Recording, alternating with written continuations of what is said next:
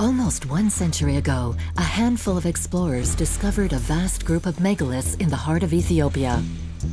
Over 10,000 steels with an unmistakable shape are scattered throughout the foothills of the Rift Valley. These imposing phallic stones measure up to 8 meters in length and weigh up to several tons. But no one knows which people, which civilization erected this monolithic army. How old are the stones? What was their purpose? Where do they come from? It's a mystery. For the first time, a large team of archaeologists and anthropologists are on site for a research expedition. The goal: to lead several simultaneous archaeological digs to discover the origin and function of the phallic stones. This campaign will delve into the recesses of Ethiopian history and its long tradition of standing stones. In the south of the country, people still erect monoliths to honor their dead, whereas in the north, the world's largest megaliths were raised more than 20 centuries ago. Where do the phallic steels fit chronologically in this long timeline? The answer undoubtedly lies under these stones.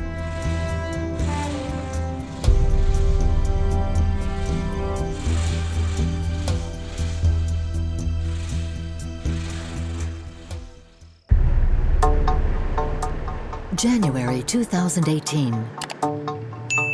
Back on the dirt roads of southern Ethiopia, anthropologist Jean-Paul Cros and archaeologist Roger Joussomme intend to resume a large project which is very important to them, dating the oldest phallic steel sites and trying to understand their symbolic meaning.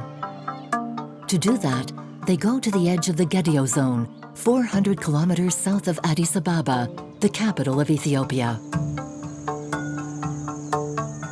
25 years earlier, the two scientists embarked on a series of excavation campaigns on the steels of the Tutofela Bluff.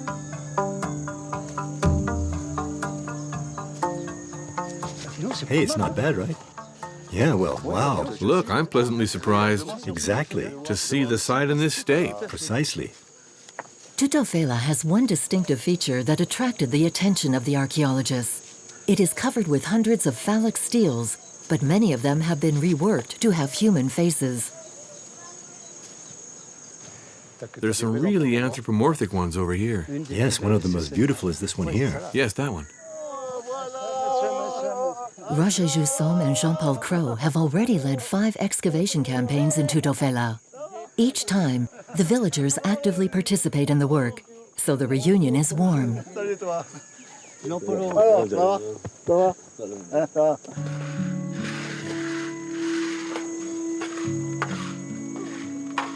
As tradition dictates, travelers are welcomed with a coffee ceremony. Invited by Dempsey, the site's owner, Roger and Jean-Paul must drink the 3 cups they're given or be cursed. Thank you. Good, huh? It's nice. For Roger, this brings back happy memories. When he was a young archaeologist, he came to Ethiopia for the first time in 1970. One day, someone happened to talk about the possibility of working on Ethiopia's megaliths.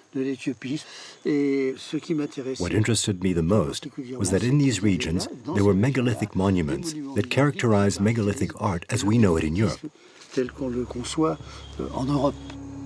Europe's old continent is also home to large groups of standing stones. The best known are Stonehenge's monumental circle of stones in Great Britain and the rows of menhir stones in Carnac, France. These stones were erected during the Neolithic period, which began in Europe 7,000 years ago and lasted 4,000 years. Is the history of the southern Ethiopian monoliths the same? This is what many specialists have been trying to find out for decades. The first European to mention these thousands of steels was Father François Azéis in 1925. Passionate about archaeology, this Capuchin monk began to catalog them, then spent several years researching in the GEDEON zone. His intuition told him that these groups were funerary monuments, but inquiries brought few answers. A few years later, a German mission led an excavation campaign under the Tutophela steels. They unearthed a few bones, suggesting that there are graves under the stone mound.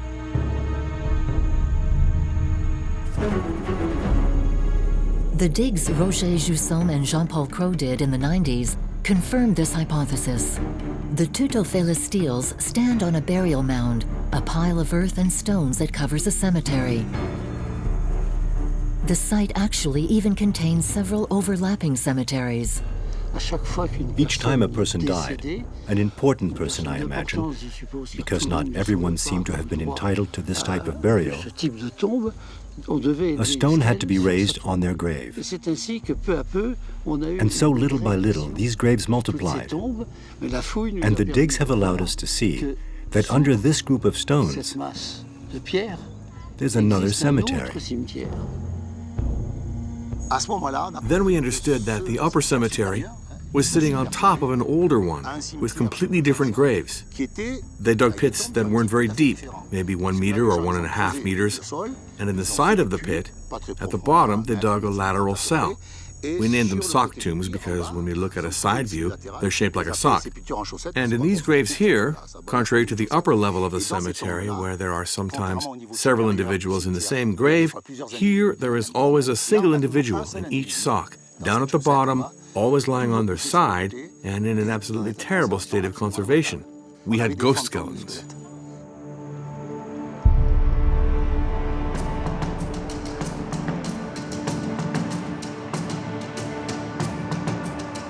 A 10-hour drive north of Tutophela is Addis Ababa, the capital of Ethiopia.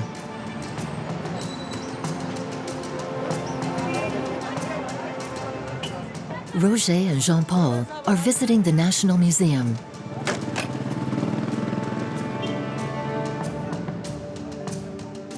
The collections from previous excavations of the steel sites are tucked away in its basements. During the different Tutophela campaigns, 54 upper-level graves were excavated, including 19 sock tombs. From these graves, 86 skeletons were removed and brought to the museum. Unfortunately, the soil's acidity degraded the bones, removing all of their organic matter. 25 years ago, no scientific method was able to date them. But today, the situation has changed. Jean-Paul Cros would like to run new tests on several specimens. The answers will take a few months to arrive. This skull is particularly interesting because in the jawbone, the third molar had just come in. It's new. And below, it hadn't come in yet. So this is a young individual, around 20 years old, I'd say. Lightly worn teeth overall. Lacking datable skeletal remains, the archaeologists have nevertheless recovered wood and charcoal fragments, which allowed them to date the cemetery. This cemetery is dated between around 1050 and 1250 CE. And above the cemetery with sock tombs, the second is dated between the 13th and 15th century CE. It seems that there are three real periods. The period with just the phallic steels, the period with the phallic steels in the sock tombs, and the period when the phallic stones were themselves reused, reworked, and added to the burial mound.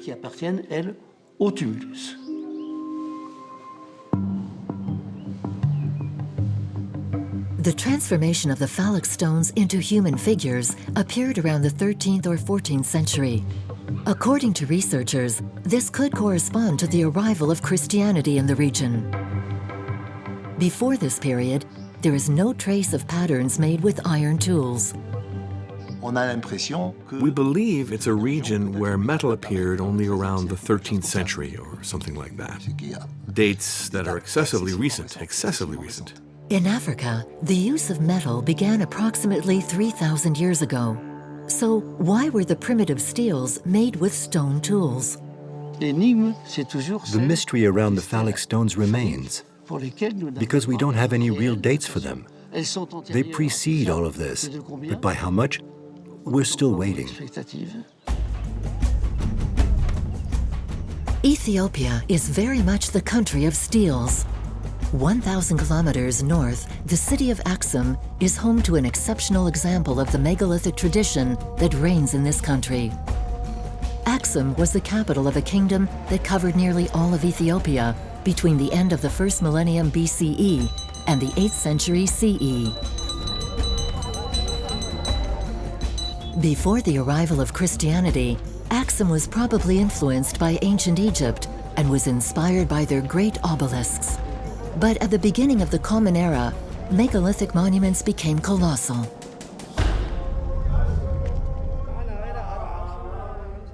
Roger and Jean-Paul are at the foot of the tallest monoliths ever erected by ancient man.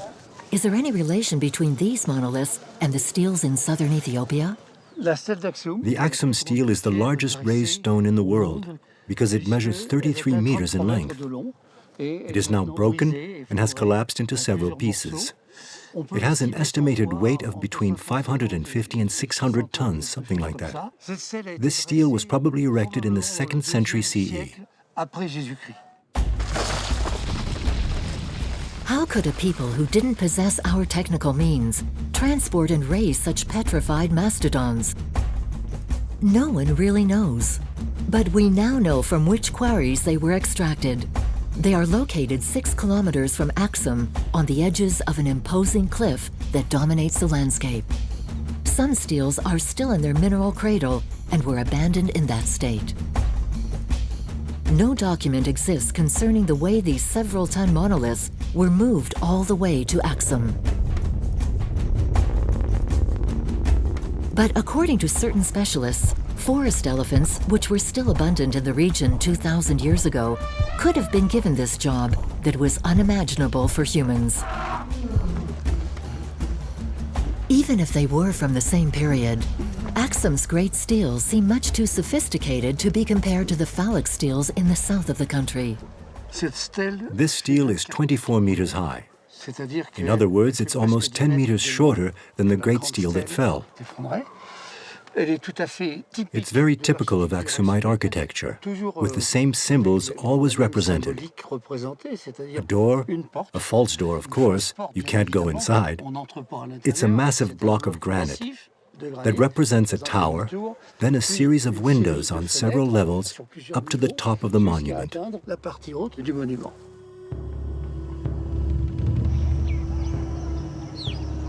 Other steles were placed on the edge of older cemeteries. Some, on the outskirts of the city, even date from several centuries BCE. This cemetery's steles belong to a lower class population than that of the great Axumite steles. Many have been excavated, and so we know pretty well what there is. Which reminds us of things that we've seen in southern Ethiopia, where the body was very often laid at the foot of the stele or even squarely under the stele. It's a bit of the same thing here. That's the reason researchers have had a tendency to link the origins of what we currently know about GEDEON country with Axumite country. This hasty connection between the Axum monoliths and the phallic steles in the south of the country is unfortunately not backed by tangible proof. Steep terrain separates the two regions along more than 1,000 kilometers. In spite of this, did the established populations in the north influence those in the south? To decipher the complex history of Ethiopian megalithic art, it is vital to be able to lead new excavation campaigns in southern Ethiopia. So the team of Roger and Jean-Paul will look for the answers to all of these mysteries in the GEDEON zone. In this little territory that's a mere 50 kilometers long and 30 kilometers wide, the largest concentration of purely phallic stones can be found. There are phallic steles everywhere in the GEDEON zone. Unfortunately, most of them have fallen and litter the villagers' fields. Those are beautiful pieces, huh? Yes, they're rather monumental. Very big. The locals no longer pay any attention to these steles. They are not part of their history. No myth or legend talks about them, apart from one about a giant who was supposed to have thrown them there a long time ago. Wow, this site sure is rich. But I'm looking for anthropomorphic ones here. There are no faces, it's true. This one is very original with those little beads. It's undoubtedly in the best shape of any we've seen up to now. It's a lot of work, right? It's an enormous job. The way to manage it would be to start from the edge. We need to make a trench starting at the edge.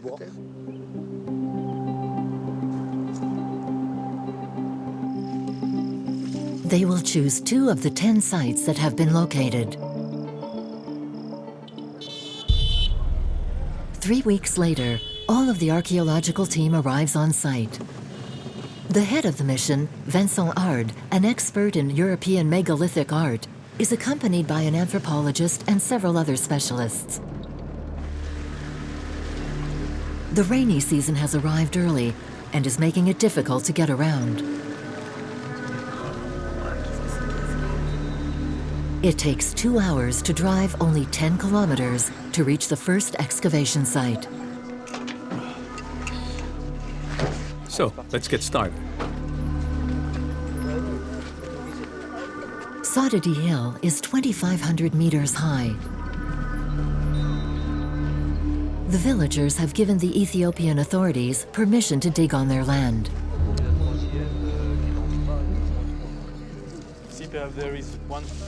This site attracted me precisely because under the brush we were struck by these stone piles under the vegetation, because they looked like cairns or mounds of stones and their possible association with the steel that's just next to it.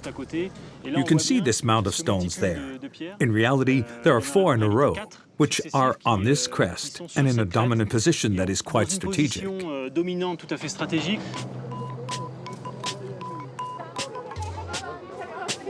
For the locals, these digs are a first. Under their surprised eyes, the researchers use cutting-edge instruments. Before digging, they need to try to guess if something is hidden under the ground. To achieve this, Vivien Matte, an expert in geophysical surveying, goes into action. His device will allow him to inject an electric current into the ground to measure the resistance of the material the current passes through. The higher the resistance, the denser the underground material. In fact, I worked at 3 different depths, at 50 centimeters, 1 meter, and 2 meters. So the 4 masses there are the 4 mounds that we saw from the terrain topography? That's exactly it. Another investigative tool is used to prepare the dig: photogrammetry. A drone equipped with a camera, piloted by Laurent Frappa, will fly back and forth over the entire site to map its layout. Several cairns are aligned on both sides of the central stele, on the crest of the bluff.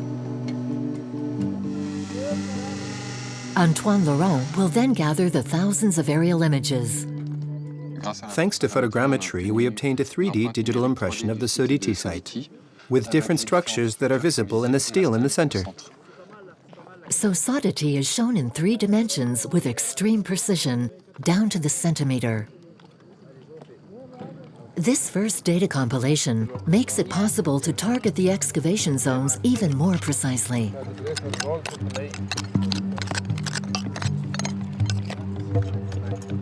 Now, all of the team gets down to work. They need to remove all of the stones that make up the different mounds with extreme care. Indeed, these rounded pieces are likely to be on top of graves.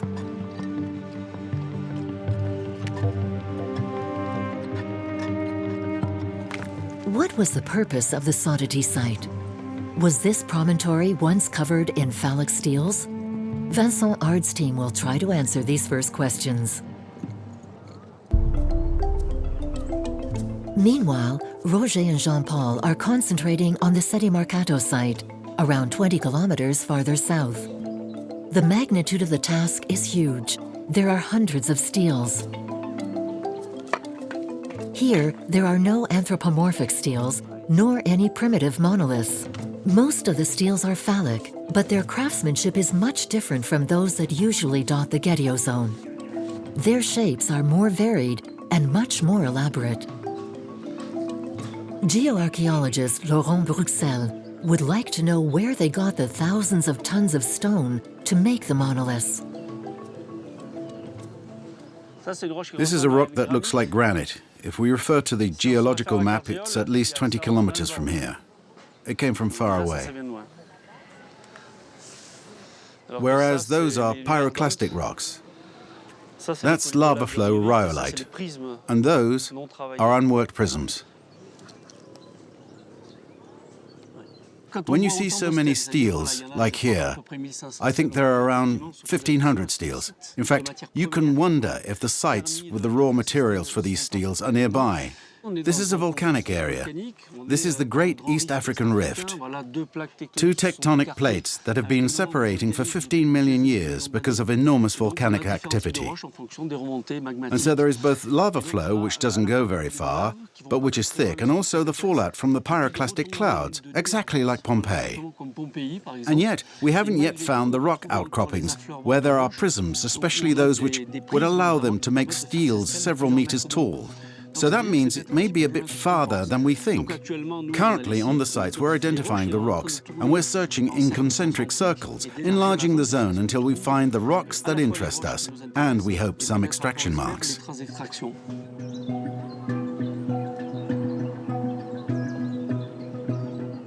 A single mineral outcropping that could match this type of volcanic rock is finally found. It's located quite far from the Sedimarcato site. You see, that's it there. The problem is that from here, it's difficult to know exactly what kind of rock it is. You can clearly see that there is a cliff behind. That could be either a natural cliff or a quarry face. As there aren't many rocks gathered here, we'll go check the rock to see if it matches the steels.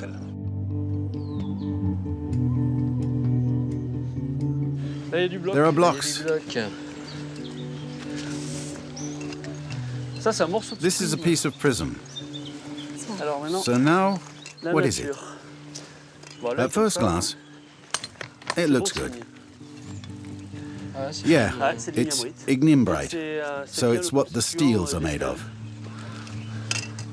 We're on the summit of the flow.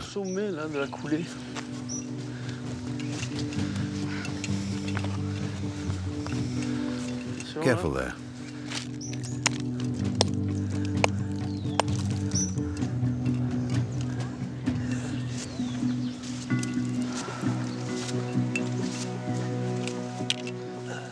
No, that's not exactly what we were looking for. It's totally natural, and in addition, there are no extraction marks whatsoever. Sure, there's no trace of a quarry. It's not right.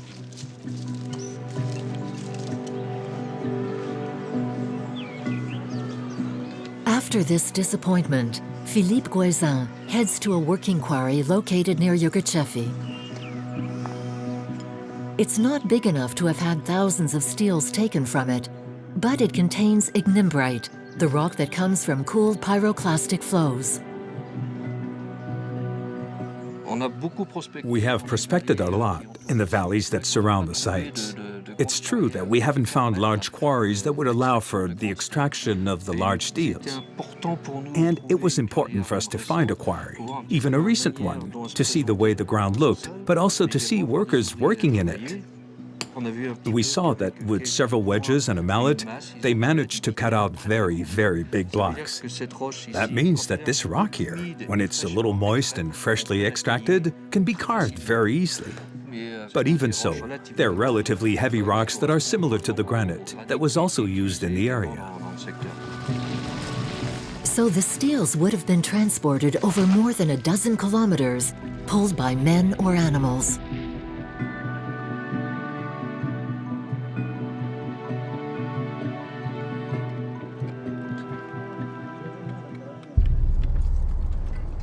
Back at the Sodi worksite, the most voluminous cairn is now partially open. Vincent ARTE is concentrating all his hopes of discovering a tomb or other datable clues on this area. A first pottery fragment is discovered. It is grooved, no? Yeah. From this moment, all of the sediment is carefully collected and passed through a sieve. The smallest ceramic shard, the slightest splinter of bone, could provide information. Several meters from the great stele, there is another shallow pit. Régis Bernard, the team's topographer, makes a first discovery there. A piece of pottery, this time nearly intact.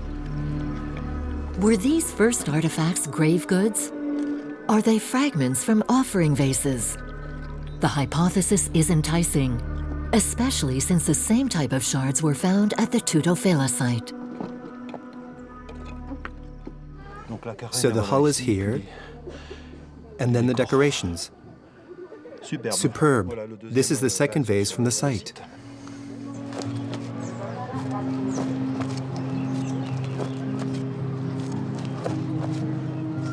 Who are the people who place ceramics at the foot of these steles?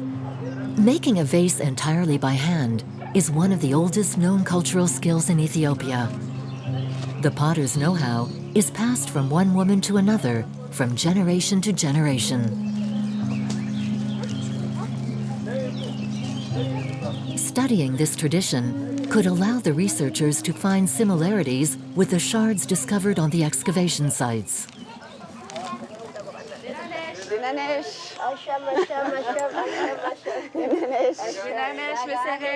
The two ethno-archaeologists on Vincent Ard's team have drawn up a list of all of the pottery makers in and around Yirgacheffe.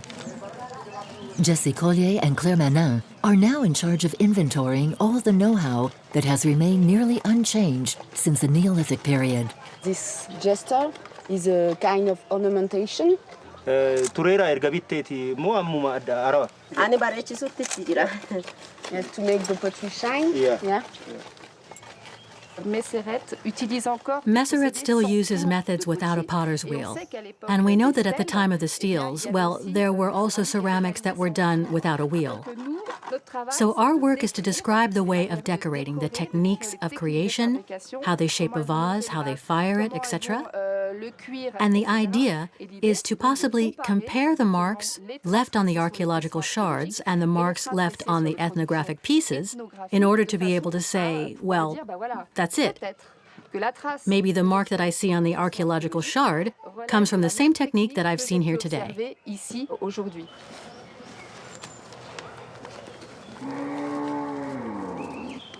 The ceramic fragments discovered on the excavation sites display quite varied decorations. Do they reflect the cultural differences between the local populations? Are they the sign of population movements in the region over the centuries? To find out, they must continue to collect the shards at the bottom of the steles.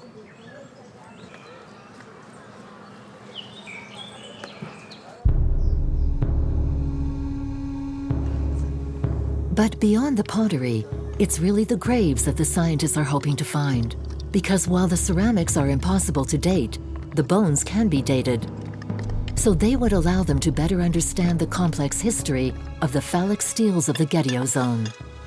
I think that I've got the first piece of a skull, kids.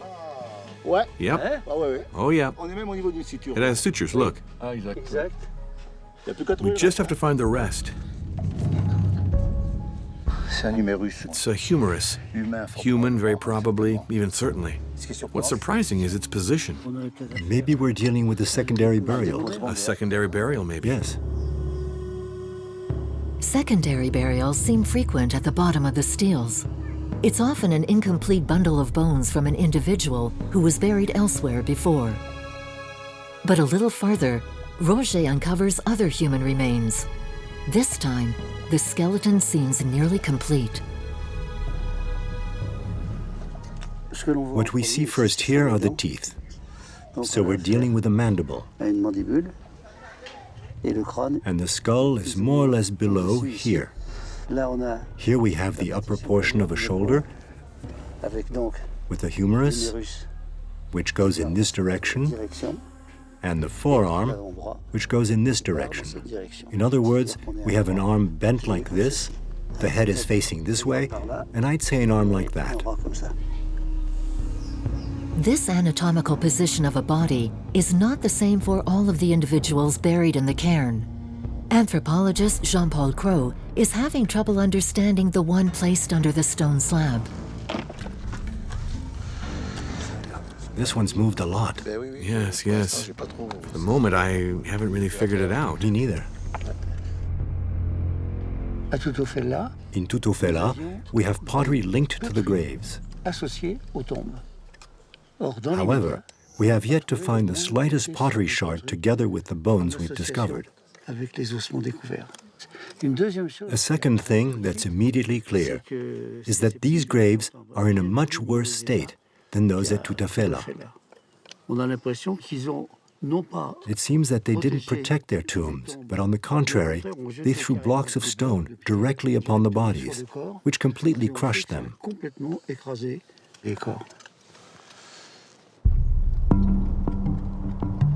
On the other excavation site, the team continues its quest for human remains. Is that another bone? Yeah. That could be a femur tibia, you see? This is chapter 1, huh? Chapter 1. Here we have a small grave, probably secondary, which means in fact there's a small bundle of long bones, so mainly leg bones in this case, femur and tibia. And these were taken from a grave that we call primary. So it's a grave in which the individual was first buried and moved here to this little pit and surrounded by a ring of stones. This scenario resembles that of Sedi Mercato. Moving the remains of the deceased is not unique to these sites. Everywhere in the world, from the Neolithic period until the Middle Ages, populations emptied tombs because of rituals or just to make more space. Here, the recovered bones were placed in little piles above a much older grave. In the end, the surprise is that we don't have one main grave, but several little graves inside a large pit. And then also, it's become clearer that these little graves were dug later inside this large pit.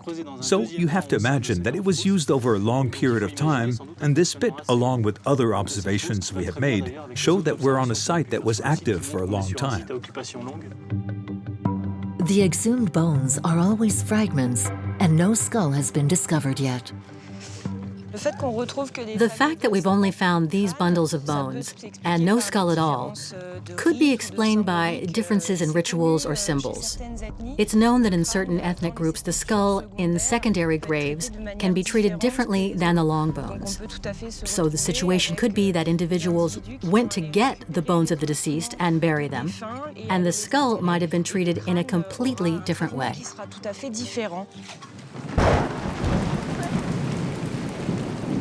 The rainy season is nearly 1 month early this year and is complicating the research.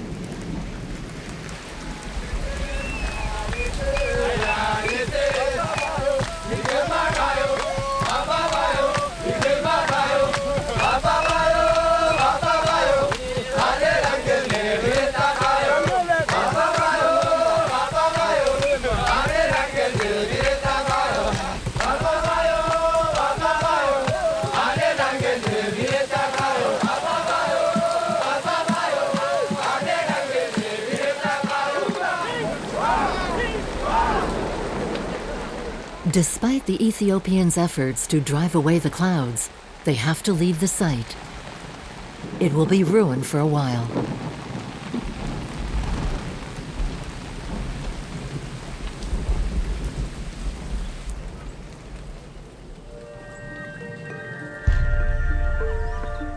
A few days later, the dig can finally begin again.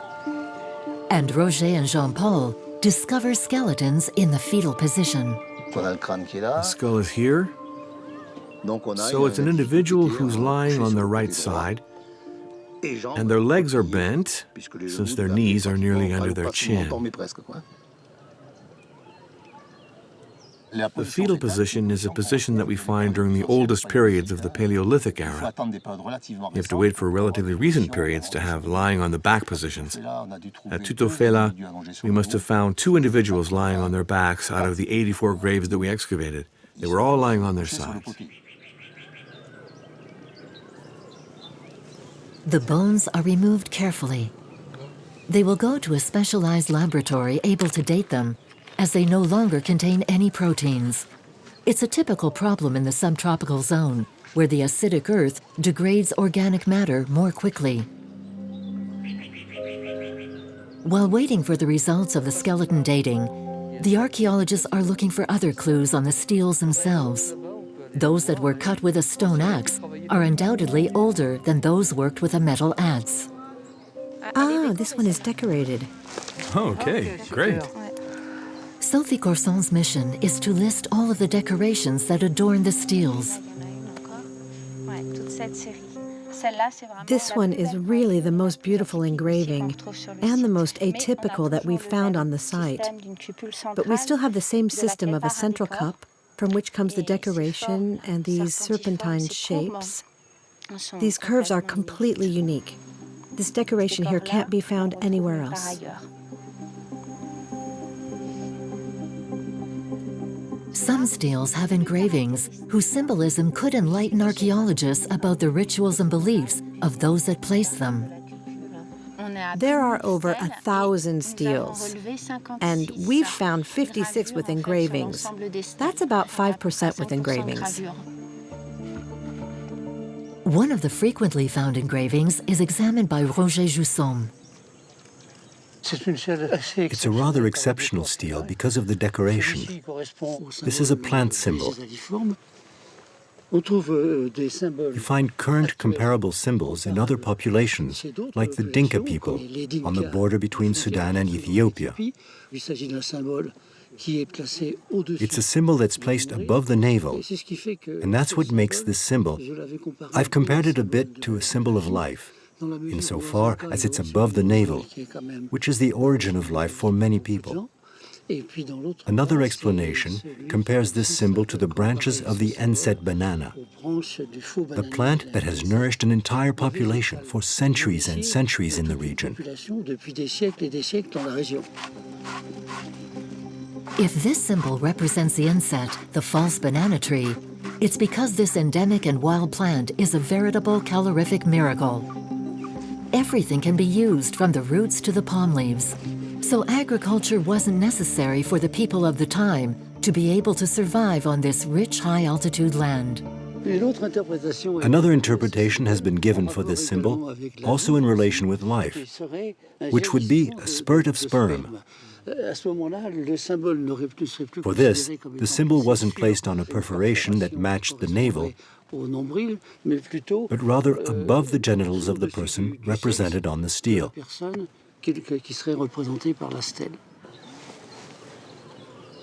There are engravings, but also traces of paint. You can see the horizontal stripes very well.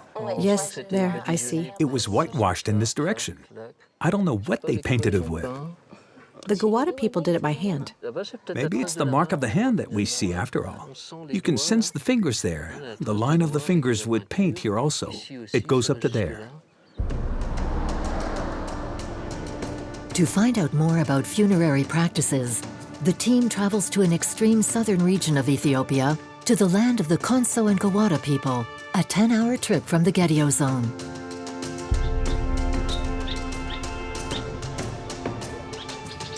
These peoples have maintained a traditional way of life in which the veneration of the brave warrior is strongly anchored.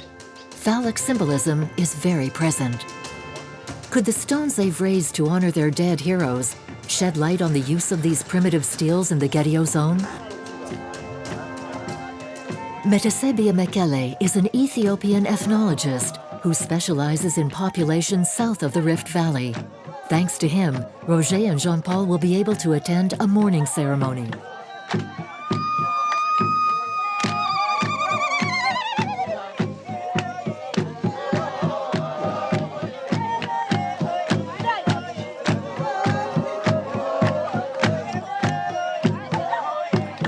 The man who died was 93.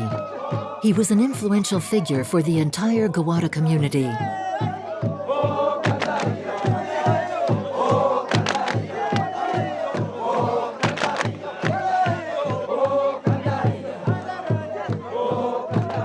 For these people who are hunters and warriors, everyone comes together to celebrate the virility and bravery of the lost hero.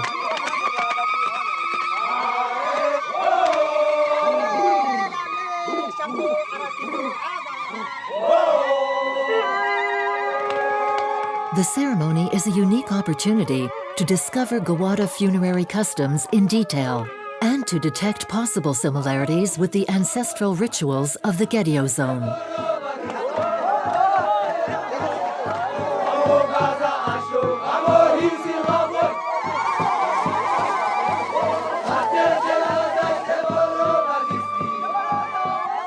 A stone weighing several hundred kilos was hidden by the elders rather far from the village. Some of the strongest young boys are in charge of carrying it to the sacred wood where the old man was buried. This first stele is erected on his tomb. The body, as in the lower graves of Tutofela, was laid at the bottom of a pit with a lateral cell, a kind of sock tomb. This practice, along with the placement of a standing stone, seems to corroborate a hypothesis that a grave is dedicated to an important figure who must never be forgotten. The man who was buried here today was important for two reasons. Firstly, because he was the clan chief. And secondly, he was a warrior. People say that he killed 2 lions and a leopard, and in times of war, he also killed 2 men.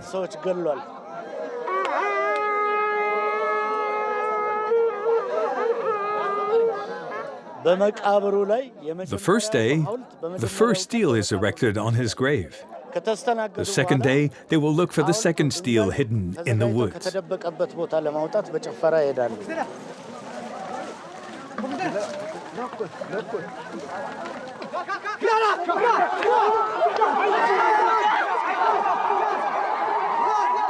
The second stele is hunted like a wild animal and must be brought back like a trophy to the edge of a path leading to the village. This second stone is a monument that must honor the memory of the deceased like a symbolic tomb, but without a grave. This stone no longer really has the shape of the original phallus. The Christianization of southern Ethiopia in the 14th century put an end to this type of representation.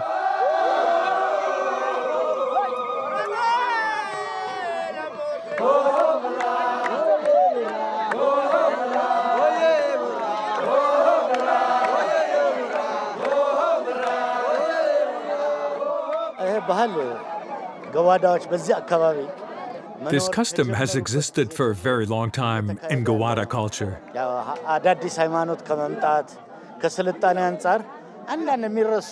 Despite the arrival of new religions, the ritual with the steles has not changed.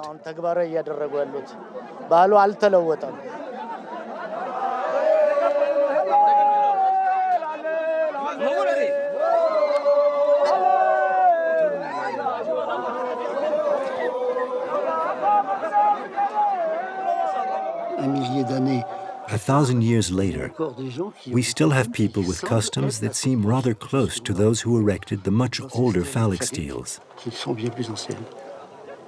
Indeed, it's possible that the people who raise these monuments now are the descendants of those who made the phallic steles. Such a connection is still difficult to confirm. But a final touch on the stele, already seen on some of the stones at Sedi Marcato, supports this hypothesis. Ochre powder mixed with fat can become a paint that will hold up to the vagaries of weather. The Goujon people, like the people who erected the phallic steles, paint the flat face of the second stele using the same gesture. Horizontal stripes are only found in this group of people in southern Ethiopia. The Goujon people are one of the last groups to have megalithic traditions in Africa. Did their ancestors migrate towards the south of Ethiopia with the arrival of Christianity or Islam? One thing is sure, something happened between the 14th and 16th centuries that sealed the fate of this type of funerary ritual in the GEDEON zone.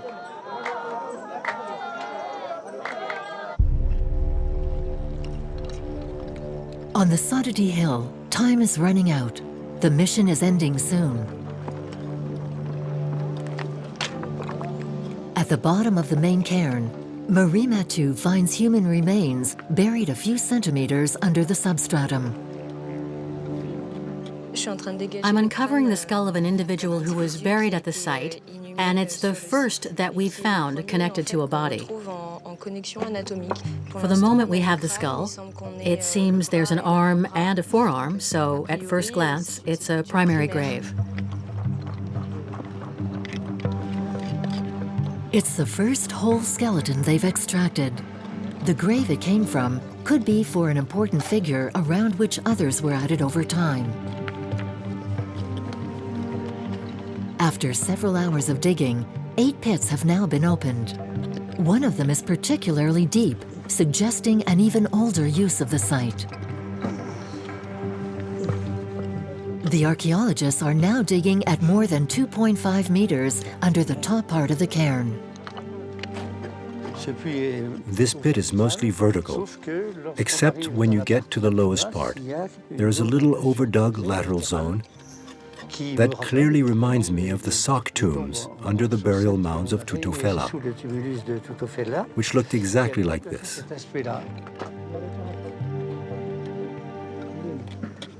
To verify this hunch, Antoine Laurent takes a last series of pictures in high definition. Once processed, these pictures will preserve an ultra-realistic footprint of the graves in pits and in Sodi sock tombs. All of the Ethiopians present at the site now feel involved. There is something that they didn't have an inkling of that's drawing them intuitively towards their ancient origins.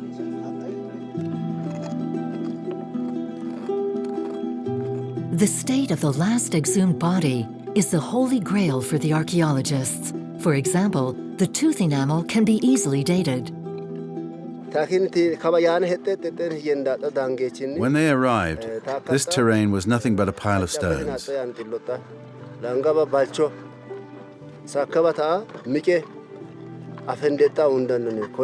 Afterwards, we saw that they began to discover bones under the stones. Now we know that this area was a cemetery. I hope in the future, researchers will work to conserve and protect this site.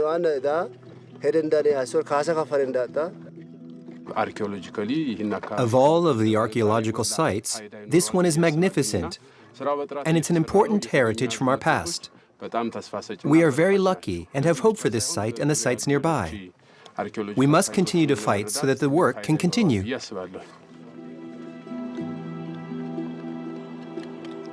It's the end of the archaeological mission in Ethiopia. The bones from different graves in Sedi Marcato and Sodi have been sent to the United States to be dated. A few weeks later, the results have finally arrived. When we look at the dating that we got from the Sodi site, we have dates for the sock tombs around the 12th century, and that fits perfectly with what we knew. For instance, for sites like Tutufela, with this same type of grave dated around the 12th century, and for the graves in pits, which are more classic, there it's more the 13th and even the end of the 13th, the beginning of the 14th century.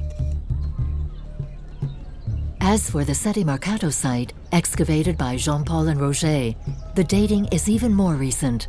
The bones are situated between the end of the 15th century and the middle of the 17th century.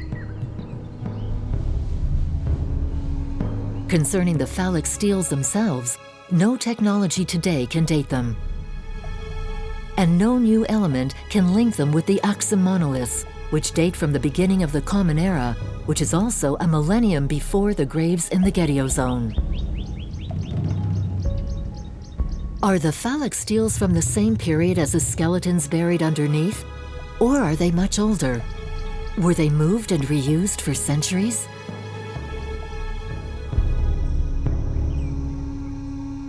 The clues collected in the field suggest that the people who erected these steels raised cattle but weren't farmers.